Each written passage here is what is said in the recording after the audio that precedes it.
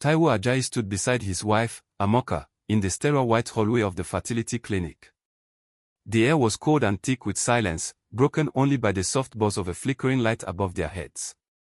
He reached for her hand, but she folded her arms instead, eyes fixed on the ground. They had been coming here for months, tests, scans, procedures, prayers, but nothing had changed. Today, the doctor's words left no room for doubt. It's male factor infertility, the doctor had said gently. Your sperm count is extremely low, and the motility is poor. Taiwo nodded slowly, but the words carved deep into him. He had always imagined holding his own child, seeing his mother's face in the child's smile, his late father's gait in their steps. That dream now felt like smoke in his hands. Amoka said nothing in the car. She sat by the window, eyes on the wet London streets, the hurt on her face almost too much to bear. At home, silence clung to the rooms. Amoka cooked dinner like a robot, and Taiwo watched her from across the dining table, wondering if she still saw him as a man. That night, she turned away from him in bed. That same week, Taiwo Ajayi, known to most as Kenny, sat on the tiled floor of his living room in Surulere, Lagos, with his youngest daughter asleep on his chest. His wife, Ada, was folding laundry on the sofa, their two older sons chasing each other around the room with paper airplanes. It was noisy, messy, and full of life. Kenny smiled and kissed his daughter's forehead. "Daddy, he tore mine," one of the boys shouted. "Then make another one," Kenny said, lifting the baby gently and standing up. "And no fighting this time." Ada gave him a look that said, "You spoiled them too much," but her smile betrayed her fondness. Later that evening, after the kids had gone to bed, Kenny video-called his twin brother. Taiwo's face appeared on the screen, his eyes tired, the background dim. "You don't look well," Kenny said. "Everything okay?" Taiwo hesitated. "We went for another test." "It's confirmed, Kenny." "I'm the problem." Kenny's smile faded. "I'm sorry, bro." "I'm losing her," Taiwo said quietly. "It's like she's already moved on in her mind." Kenny didn't know what to say. "Every time I see you with your kids," Taiwo's voice cracked. "It kills me." There was a long pause. Then Taiwo leaned closer to the screen. "What if there was a way to fix this?" London, 2 days later. Taiwo poured his brother a drink. Kenny had flown in from Lagos after Taiwo begged him to come for a family emergency. Now they sat in Taiwo's living room while Amoka was out visiting a friend. Kenny looked around. "Your place is nice." "Quiet." Taiwo didn't smile. "I didn't bring you here for small talk." He took a breath. "I want to propose something. And I need you to listen all the way through before you react." Kenny frowned. "Okay. I want you to help me with Amoka. To get her pregnant." The silence hit like a slap. "You're not serious," Kenny said flatly. "I am." "That's insane, Taiwo. You're my twin. Same blood. Same face. No one would ever know. You just stay here for a short while, pretend to be me. Then go back." Kenny stood. "You've lost your damn mind." Taiwo stood too, desperate. "Just think about it. You don't understand what it feels like to be this helpless. To watch the woman you love look at you with pity, like you're less than a man. That doesn't justify dragging me into a lie that big," Kenny snapped. "It's not just a lie. It's a lifeline." The next day, Kenny stayed in a hotel. He needed space. He walked the foggy London streets, wrestling with everything Taiwo had said. It went against every moral instinct he had, but part of him also saw the pain in his brother's eyes, the depth of his desperation. By evening, Taiwo found him in the hotel bar. "Do you think I don't know it's wrong?" Taiwo said. "Do you think I haven't gone over it 1,000 times? You're asking me to betray 2 women. My wife and yours. I'm not asking you to fall in love with her. Just one thing. One act. Then it's over." Kenny didn't speak for a long time. Then he said, "If I agree, we do it my way." Clean, controlled. No risks. Taiwo exhaled. Deal. The next week was filled with careful planning. Kenny returned to Lagos and started preparing his passport, making excuses to his office and family about a job training in the UK. Ada didn't suspect much. He had traveled before. Still, lying to her stung. In London, Taiwo created a cover story at work and adjusted his schedule. He set up a room for Kenny to stay in, coached him on his daily habits, and recorded videos of himself to help Kenny study his voice, mannerisms, and routines. They rehearsed every detail. Phone passwords. Work emails. Favorite meals. Amoka's daily rhythm. Everything had to be seamless. When it was time, they said goodbye. Taiwo flew to Lagos under Kenny's name. Kenny boarded a return flight to London, now posing as Taiwo. When Kenny arrived back in London, posing as Taiwo, he stepped off the plane with nerves rattling under his skin. The plan was in motion. There was no turning back now. At the arrival's gate, Amoka stood waiting. She smiled when she saw him and waved, but something in her eyes held caution. Kenny adjusted his posture, trying to walk like Taiwo. He mirrored the small limp Taiwo had from an old ankle injury, gave the same half-smile his brother used when tired. They hugged briefly. "You look thinner," Amoka said as they walked to the car. Kenny forced a chuckle. London stress. At home, he moved carefully, watching how she looked at him, noting what Taiwo had warned him about. She didn't suspect anything yet, but her emotional distance was clear. They barely spoke over dinner. Her eyes kept drifting toward the TV or out the window. That night, in bed, the silence was heavier. He kept to his side. So did she. The following nights were even harder. They had agreed that it had to be done naturally. No medical clinics, no IVF. Amoka had refused that route months ago, hoping for something more intimate, more spiritual. That made the deception even worse. The first time they tried, it was stiff, painful, for both of them. Kenny hated every second. It felt like he was violating his brother's life, and Amoka's trust, all at once. But he kept reminding himself, this is for Taiwo. Just get it done. Then leave. Still, Amoka noticed the differences. His tone was off. His touch was unfamiliar. The way he moved around the kitchen, how he reacted to her mood, tiny things that made her pause. "You seem different lately," she said one evening. Kenny faked a laugh. "Maybe I'm just trying harder." She accepted that answer. For now. Meanwhile, in Lagos, Taiwo stepped into Kenny's life like a man walking on broken glass. Ada welcomed him warmly. "You're back earlier than expected." He hugged her, awkward at first, then tried to settle into Kenny's home. The three kids ran to him, shouting "Daddy! Daddy!" as they clung to his legs. Taiwo smiled, overwhelmed. He had seen pictures, heard stories, but now they were real. 3 children, loud and joyful, pulling him in every direction. The first few days were hard. The kids noticed something strange. He used the wrong names once, forgot where the cereal was kept, hesitated when helping with homework. "You okay, babe?" Ada asked one night. "You seem tired." "Just jet lag," he said, forcing a smile. He was learning, but the cracks were showing. Back in London, Kenny kept up with Lagos calls. He spoke with Ada regularly, still posing as Taiwo, and kept the tone light. He asked about the kids, made excuses for the background noise, tried not to overstep. But the weight of the lie was growing. Amoka, meanwhile, was softening. Whatever emotional war had been between her and Taiwo seemed to be lowering, ironic, considering she was actually connecting with Kenny. His gentle voice, his patience, his kindness, they were different, yes, but comforting. One afternoon, she reached out to hold his hand while they were watching TV. Kenny didn't pull away. That night, she kissed him first.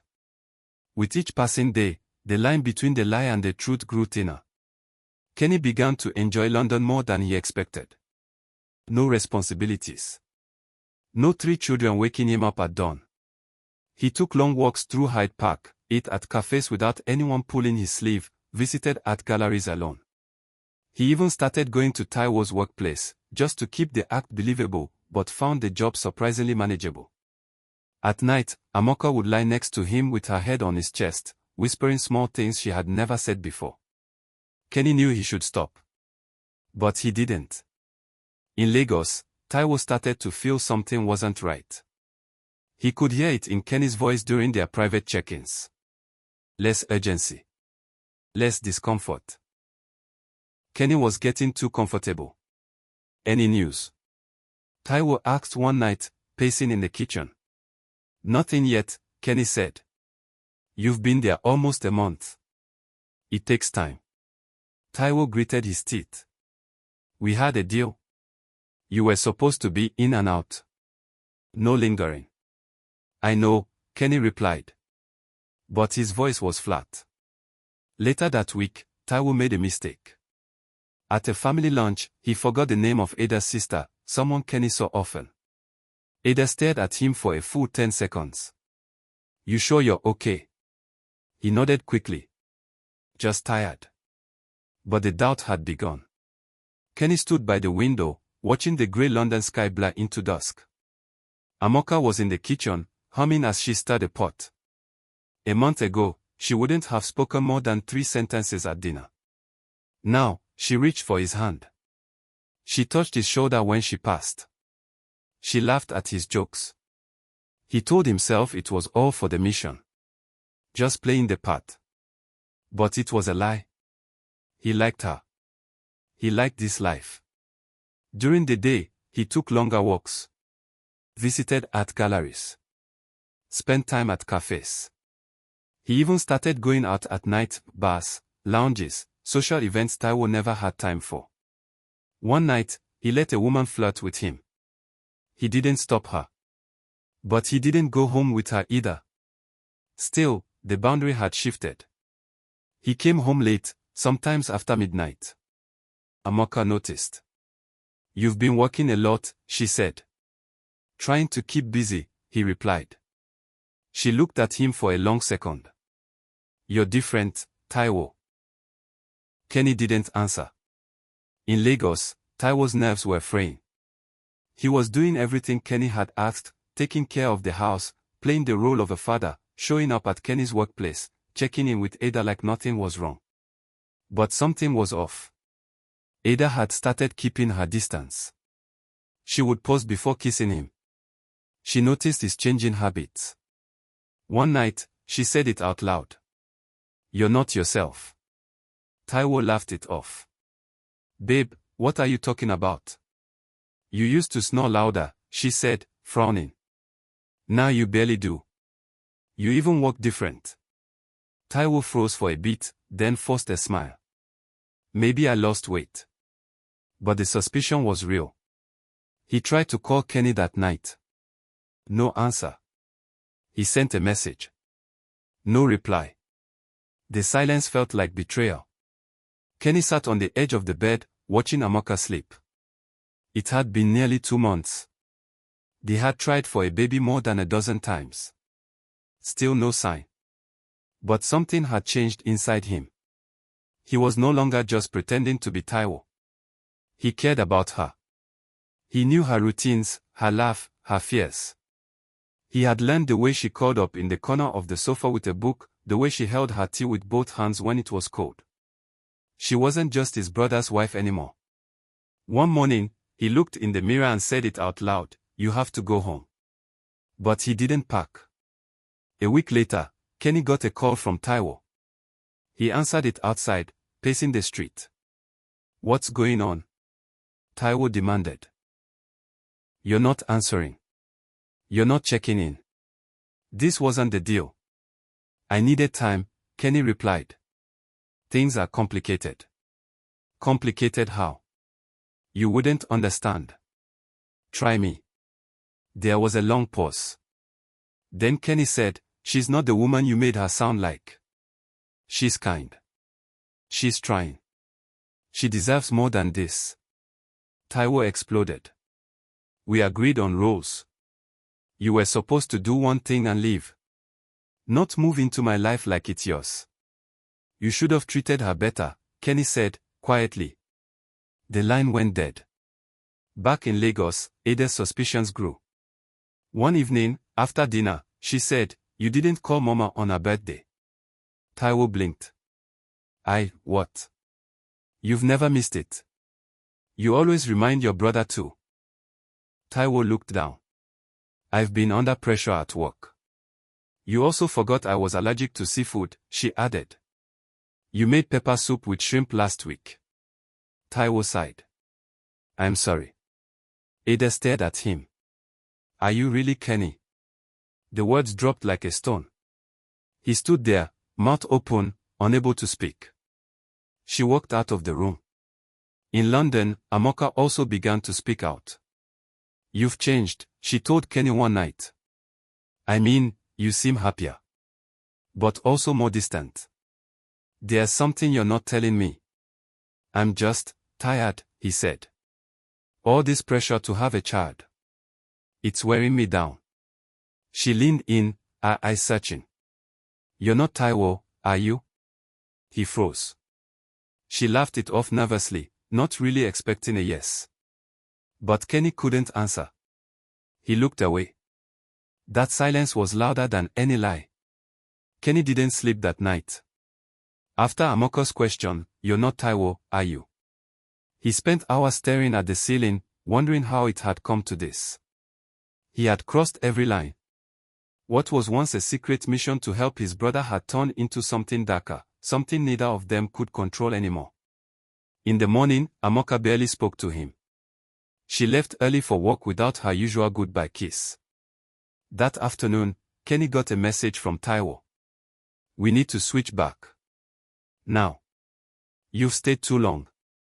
Kenny didn't reply. That evening, he went out alone again. This time, not to escape, but to think. The city lights seemed harsher now. The freedom he once enjoyed felt like a noose tightening around his neck. Taiwo paced the bedroom, phone in hand. Ada was still cold toward him.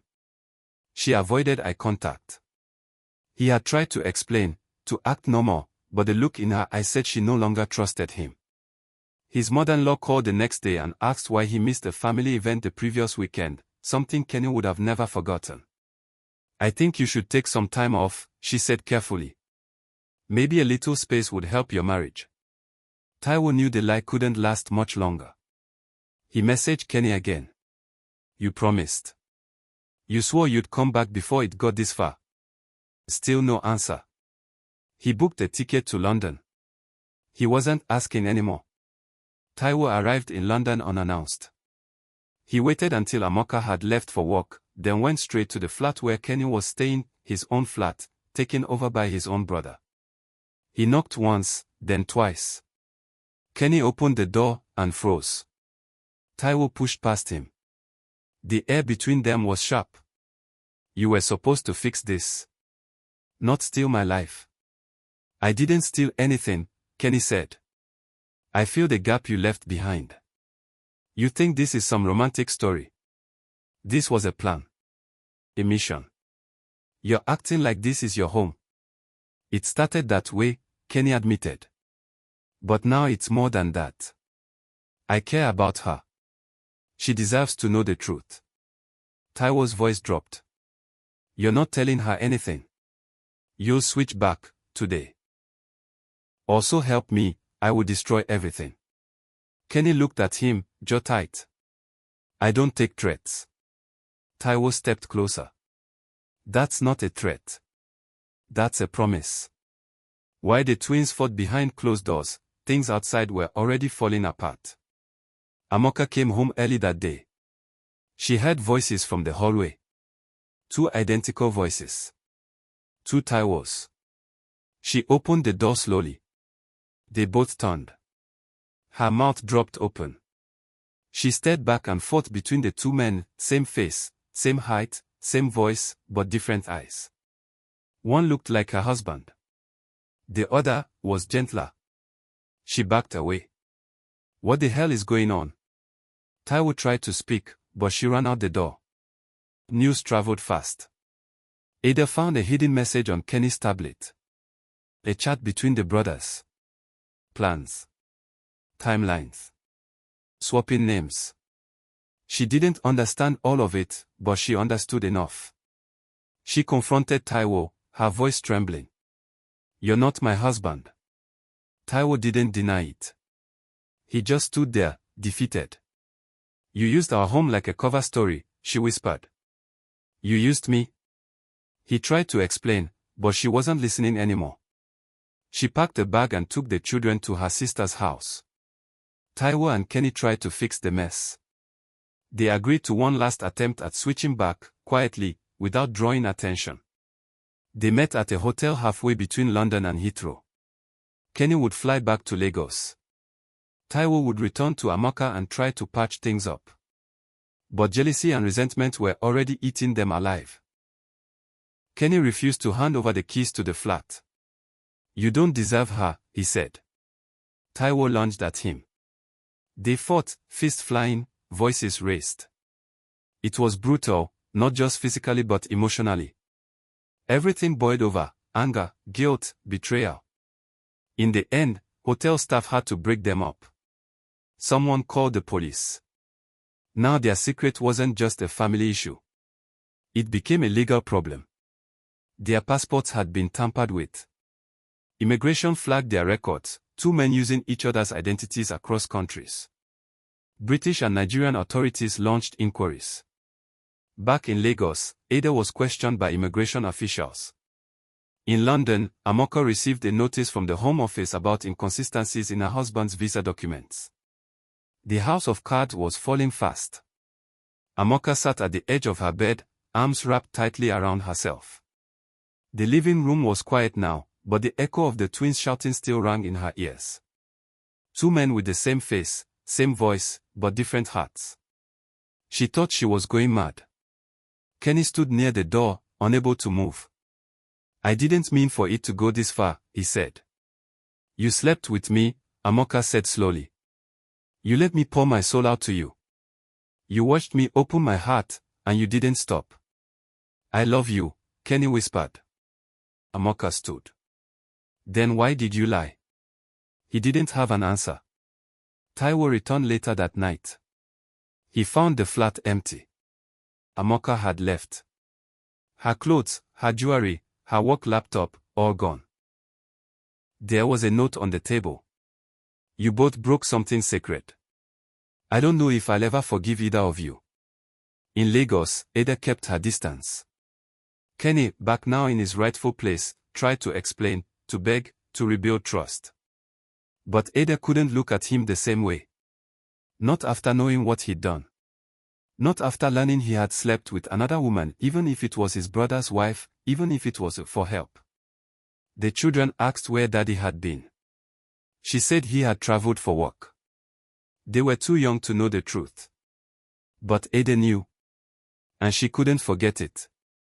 For weeks, the twins stopped talking. Each blamed the other. Each told a different story to their circles of friends, family, co-workers. Whispers spread. Faces turned cold. Taiwo fired a report with the police, claiming identity fraud. Kenny fired back with an accusation of defamation and emotional abuse. It became a legal standoff. Lawyers were involved. Immigration agents interviewed both wives. Church leaders tried to mediate, but the wounds were too fresh. What started as a plan to create life had become a war of survival. One morning, Taiwo received a message: Amaka had filed for separation. Later that day, Kenny came home to find Ada had changed the locks. Her lawyer's letter was taped to the front gate. They had both lost. The children in Lagos stopped asking where Daddy had gone. Amaka moved to Manchester to stay with her cousin. She didn't pick up when Kenny called. She didn't respond to Taiwo's letters. No child came from the plan. No miracle. Only silence. Months passed. Taiwo lived alone in a small flat in Ibadan, far from the life he once had. He worked part-time and rarely spoke of the past. His friends avoided the topic. His mother called occasionally, always ending the call with, "I'm praying for you." Kenny moved into a small apartment in Suraleh. He saw the kids on weekends, when Ada allowed. He tried to be present, but something in their eyes had changed. Like they no longer fully trusted him either. Once inseparable, the twins barely spoke. What bound them by blood had been severed by betrayal. The secret they thought they could control had destroyed everything they loved.